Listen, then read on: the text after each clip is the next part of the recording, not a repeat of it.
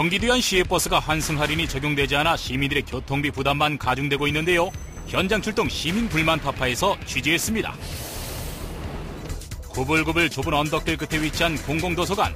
시설에 비해 접근성이 떨어져 주민들이 이용하기 여간 불편한 것이 아닌데요. 현장 출동 시민 불만 타파가 찾아봤습니다. 시민들이 여가 시간을 보내야 할 공원이 우범지역으로 바뀌고 있다. 근린공원의 지안 상태를 집중 점검해봅니다.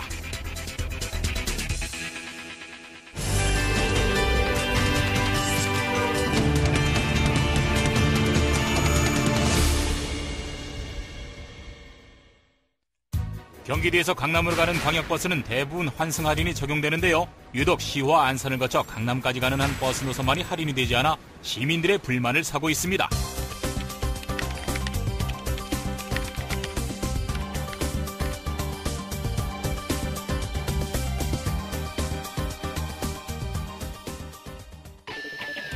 경기도 안산시 상록수역 부근 버스 정류소. 이곳에서 강남으로 가는 버스는 2개인데요. 안산시 2개의 버스 회사 중 유독 한 회사만이 환승 할인이 적용되고 있지 않아 시민들의 불만의 목소리가 높습니다. 불합리하죠. 이거는 왜 이 회사만 무슨 특혜를 받는 것 같기도 하고 다른 데는 다 되는데 이 회사만 안 되니까 누가 안산에 서울이나 똑같은 조건으로 해줘야 되는데 그렇잖아요. 이 회사만 안 된다는 거는 뭔가 좀 상식적으로 납득이 안 되는 그런 부분이죠. 환승이 안 된다고 한다면 많이 불편할 거 돈도 2배 이상이 되는 거니까 정책 자체가 원래 없던 거면 모르겠는데 정책 자체가 이제 환승을 다 되는 시스템으로 가는 와중에 저 버스만 안 된다고 한다면 뭔가 문제가 있는 거죠. 수도권 통합요금 환승 할인제는 2007년에 첫 시행돼 2008년 9월 말부터 좌석버스 등에도 확대 적용되고 있는데요. 안산시에서 운행되고 있는 700번 시외버스는 아직 환승 할인이 적용되지 않고 군포와 안양을 경유하는 또 다른 버스인 3100번만 시내 좌석버스이기 때문에 환승 할인이 적용되고 있습니다. 결과적으로 700번 버스를 이용하는 주민들만 매월 2만 원에서 3만 원의 교통요금을 더 부담하고 있는 셈인데요. 민원을 해결할 방법이 아주 없는 것은 아닙니다. 국토해양부에 현행 시외버스를 시내버스로 업종 전환 신청을 하면 되는데요. 이는 버스회사와 국토해양부, 경기도와 안산시, 시흥시의 제대로 된 협의하에 이루어져야 하기 때문에 아직도 해결되지 못한 채 답보 상태입니다. 안산시에서 강남으로 향하는 700번 버스를 직접 타봤습니다. 감사합니다.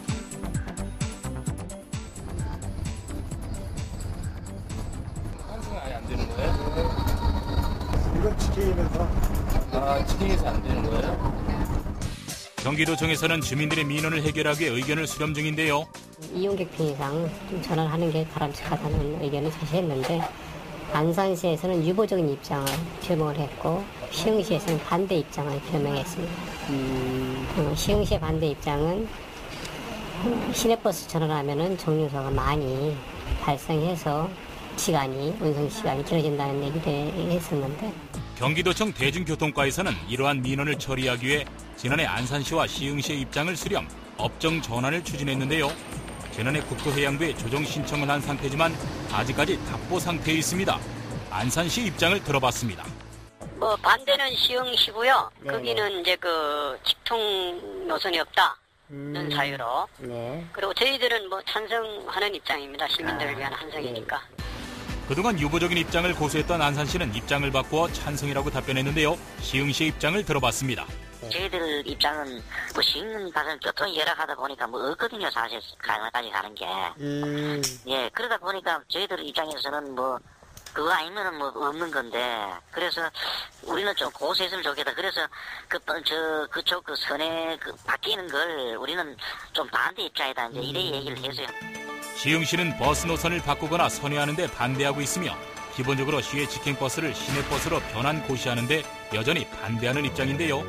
저희가 작년부터 국토부에 3차례 건의를 했습니다.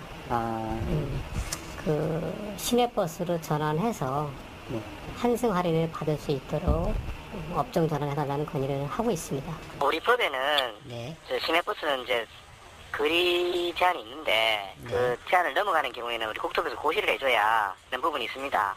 근데 이게 이제 통상 시외버스하고 시내버스는 분단을 좀 잘해야 되는 게 해당 인근에 이제 관할단체 간의 의견 같은 것도 다 봐야 되고요. 네네네.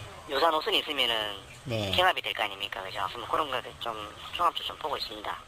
시흥시만이 아직까지 700번 버스의 업종 전환에 대한 반대 의견을 굽히지 않고 있는데요. 하루빨리 시민들의 교통비 부담을 덜어주고 민원을 해결하는 데 애써주기를 바랍니다.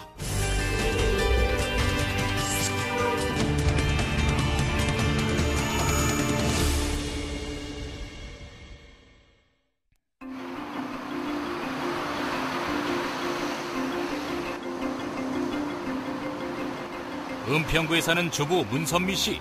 고등학생과 초등학생 아들을 둔 주부인데요. 오늘은 초등학교에 다니는 작은 아들을 데리고 어디론가 향합니다. 오전부터 푹푹 찌는 날씨에 나들이 나선 모자가 힘들어 보이는데요. 어디로 향하는 것일까요? 일단 거리상의 문제인데요. 그 도서관이라 하면 좀 가까이 있어서 내가 언제든지 가고 싶을 때 아이를 데리고 손 붙잡고 쉽게 가고 싶은데 문선미 주부가 집 근처 버스 정류장에서 버스를 타고 15분쯤 걸려 닿은 곳은 바로 관내 공공도서관. 버스 정류장에 내려서도 다시 10분 이상 걸어 올라가야 하는 언덕배기에 있는데요. 도서관 한번 오기 쉽지 않습니다. 드디어 도서관에 도착한 두 사람. 엄마와 아들은 연신 흐르는 땀을 닦아내는데요. 힘들고 목마르고 땀나고 다리 아프고 이래. 2001년 개관한 이곳 구립도서관은 총 7만 6천여 명의 은평구 구민 중 하루 평균 이용자 수가 2,000명에서 2,500여 명 정도 되는 꽤 큰 규모의 도서관. 인근 은평, 증산, 상림, 응암 일대 지역 주민들이 이용하고 있으며 2012년 현재 18만 2,083권의 도서와 자료를 보유하고 있습니다. 특히 어린이 자료실에는 평소에 학부모들이 자녀들과 함께 와서 다양한 책들을 볼 수가 있어 인기가 높은데요. 하지만 좋은 시설과 서비스에 비해 접근성은 떨어진다는 의견이 지배적이었습니다.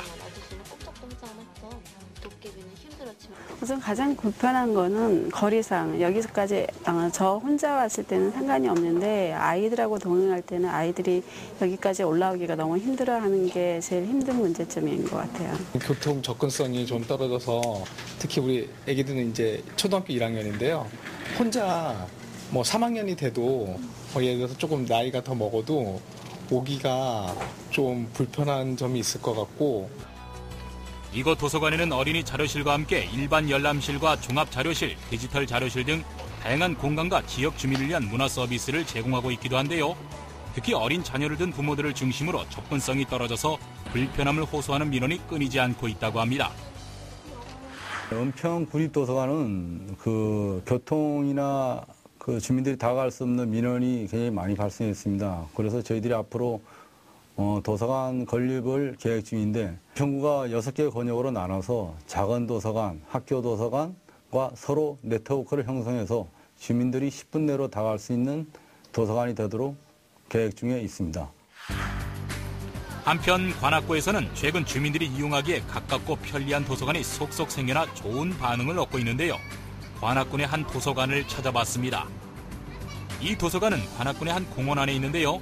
컨테이너를 이용한 이동식 도서관으로 2개의 공간으로 분리되어 있습니다. 그중 작은 공간은 어린이가 부모와 공원에 나들이 왔다가 책도 읽으면서 놀 수 있게 놀이용 도서를 다량 비치하고 있는데요. 조그만 부스로 되어 있으니까 좀 독특하고요.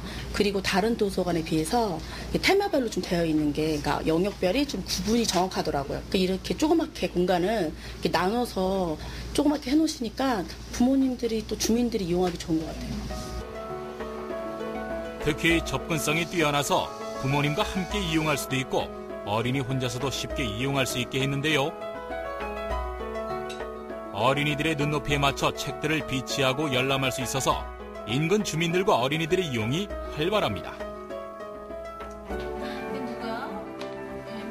집에서 가까워서 좋고요. 한 걸어서 5분 정도면 애랑 같이 손잡고 그냥 같이 걸어올 수 있는 거리라서 좋고요. 일단은 아기가 어리니까 이 시기에 맞는 영유아 시기에 맞는 책들이 많이 구비되어 있어서 자주 이용하고 있습니다. 관악구에서는 관내 19개 도서관과 29만 권의 장소를 네트워크로 연결해 언제 어디서나 도서 검색과 대출, 반납이 가능한 시스템을 구축하고 있는데요. 주택가 인근의 지역별, 테마별로 주민들이 언제라도 도서관을 가까이 할 수 있도록 도서관을 마련해서 접근성이 뛰어나게 했습니다. 저는 도서관에 있어서 가장 중요한 것은 접근성이라고 생각합니다. 기존에 있는 여러 공공 건물들, 우리 관악구 종합청사를 비롯해서 체육센터, 여러 동사무소, 또 공원에는 폐 컨테이너를 리모델링해서 작은 도서관을 만들어 놓고, 관악산 입구에 옛날 매표소로 쓰던 작은 건물에 또 도서관을 만들어 놓고 하니까 많이 이용하거든요. 현재 서울의 공공도서관 수는 인구 9만 명당 한 곳 수준인 120곳으로 OECD 기준에 크게 못 미치는 상황인데요. 서울시에서 앞으로 생활 밀착형 동네 도서관을 500개 이상 늘리겠다고 발표한 만큼 이용하기 편리한 공공도서관이 속속 들어서기를 바랍니다.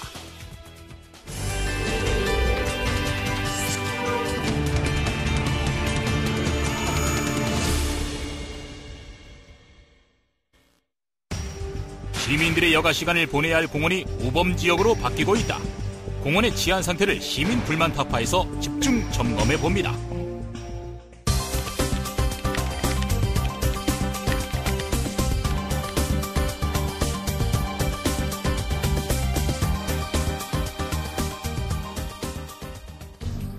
안전한 시민의 휴식처가 되어야 할 공원. 하지만 공원 범죄가 10년 새 2배 증가하고 강력사건의 80%가 공원에서 발생하는 등 도시 근린공원의 안전 문제가 시민들을 위협하고 있어 주의가 요구되고 있습니다. 특히 어린이들이 주로 이용하는 도심 속의 어린이 공원마저 위험 속에 방치되는 경우도 많은데요. 공원 범죄는 최근 10년간 꾸준히 증가해서 2001년에 전국 공원 범죄가 약 2,500여 건에서 2010년에는 5,400여 건으로 2배 이상 증가했습니다. 도심 속의 근린공원에서 이렇게 범죄가 빈번하게 발생하는 이유는 뭔지 전문가의 의견을 들어봤습니다. 공원 범죄가 증가한 가장 기본적인 이유는 이들은 이제 관리해야 되는 실질적인 관리 인력이나 예산의 충원은 그에 따르지 못한다는 한계가 있고요. 이용 시민이 많기 때문에 범죄 목표가 일단 많고요. 그다음에 누구나 접근이 가능하고 또 공원이라는 곳이 은닉 공간이 굉장히 많아서 범죄 행동에 대한 감시 가능성이 상당히 낮다는 환경적인 특성도 가지고 있습니다. 서울 시내 한 어린이 공원을 찾아봤습니다. 주민과 어린이, 청소년이 뛰어야 할 공원에 음주, 고성 방가 등 피해를 주는 행동이 빈번히 발생하자 플랜카드가 걸리기도 했는데요. 이곳은 이미 안전등급 레드로 지정되어 특별한 관리를 받고 있는 곳이기도 합니다. 찍어요.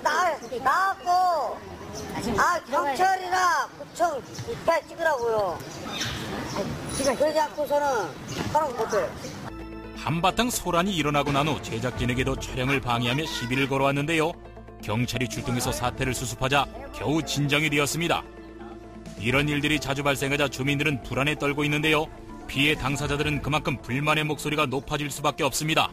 이제 애기들을 못 놀게 하고 소리 지르고 술 먹고 애기들은 놀만하 그러면 자기네들 옆으로 지나간다고 소리 지르고 우리들이 앉아있으면 저렇게 시비 거는 거야. 저렇게 애기들이 지금 놀이터가 여기 요거 하나밖에 없거든요. 놀이터 가서 놀아야 되는데 놀지 못해요. 민원이 자주 발생하자 안전에 관한 특별 관리를 하고 있는데요. 어떻게 관리를 하고 있는지 관계자에게 물어봤습니다. 등급을 안전등급을 한 레드부터 이제 옐로, 그린 이렇게 해갖고 3등급으로 분류를 했고요. 이제 레드 공원은 경찰서 지구대에서 오후 3시간마다 이제 주기적으로 순찰을 하고 옐로 같은 경우는 이제 취약 시간대 뭐 오전, 오후 그리고 저녁, 심야 한 1회 정도. 그린 같은 경우는 이제 필요시에 순찰하도록 그렇게 저희가 지침을 내린 바가 있습니다. 우리 행정기관에서 할 수 없는 부분, 노숙자 주치라든지 그런 문제들은 이제 경찰서에서 처리하기로 했고, 또 추가적으로도 그런 아직 미지는 부분, 그런 부분들은 계속해서 보강해서 안전한 가운데서 공원을 이용할 수 있도록 이렇게 관리를 하도록 최선을 다하고 있습니다. 특별히 관리가 되고 있는 곳임에도 불구하고 여전히 한낱 어린이 공원을 지키는 사람은 노숙자와 취객들 뿐이었는데요. 이렇게 제대로 관리가 되고 있지 않은 이유는 뭘까요? 도시공원 및 녹지에 관한 법률 제41조에 따르면 다른 사람에게 혐오감을 주는 행위가 금지되어 있는데요. 이에 대한 벌칙으로 10만 원 이하의 과태료를 부과하는 데 그치고 있어 좀 더 처벌을 강화해야 한다는 의견이 나오고 있습니다. 일단 그 기본 법률 또는 서울시 조례, 각 지방자치단체의 조례를 통해서 명백하게 공원 내에서 금지해야 되는 행위들이 좀 더 구체적으로 표현이 돼야 되고요. 공원 범죄하고 관련성이 높은 음주라든지, 그다음에 도박이라든지, 그다음에 무질서 행위 등에 대한 금지 행위를 표현해야 되고, 이런 것들이 실효성을 담보하기 위해서는 그런 금지 행위에 대한 처벌 조항도 함께 신설이 돼야 됩니다. 공원을 안전하게 관리하기 위한 기본법과 안전망, 안전수칙을 정하고 그 수칙을 어겼을 경우 범칙금 강화 등 보다 엄중한 처벌이 요구되는데요. 이와 함께 철저한 관리 감독으로 빠른 개선과 시정이 필요해 보입니다.